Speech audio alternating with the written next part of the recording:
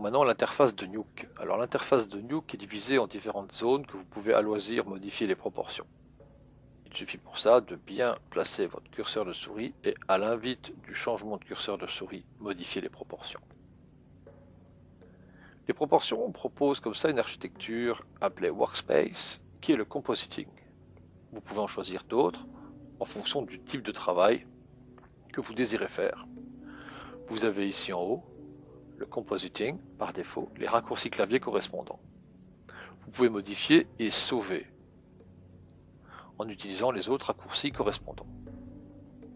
Vous pouvez sauver votre workspace ou resetter votre workspace. Le workspace est donc tout simplement la zone de travail et la manière dont celle-ci est architecturée. Il faut faire très attention car chaque zone de travail, si je prends le cas du node graph, Curve Editor, Dopesheet, je reviens au node graph, le viewer a des raccourcis clavier qui lui sont propres. En effet, si je fais S ici, j'ai le setting qui se retrouve dans les propriétés propres au viewer. Je vais fermer en cliquant sur la petite croix ici. Si maintenant je fais S ici, mon pointeur de souris est là, j'ai le setting de mon projet de node graph du compositing. Très important donc, en fonction de où est votre pointeur de souris, vous avez des raccourcis clavier qui ont des fonctions totalement différentes, malgré que vous puissiez utiliser les mêmes. Il est à noter que par défaut, Nuke travaille en 2 cas, ce qui n'est pas le cas de tout le monde. Si je veux modifier, je me mets ici avec le pointeur de souris et j'appuie sur S. Je peux modifier ici tous les formats proposés par défaut. Si un des formats n'est pas là, vous faites New et vous déterminez vous-même le nom, le format.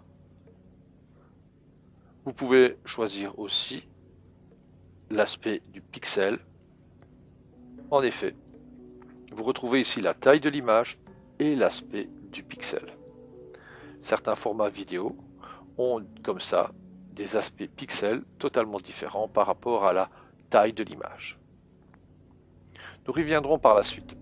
Sachez que si vous faites S au clavier à cet endroit, lorsque votre pointeur de souris est justement à cet endroit, c'est la première chose à faire qui va vous permettre comme ça de déterminer le format de travail,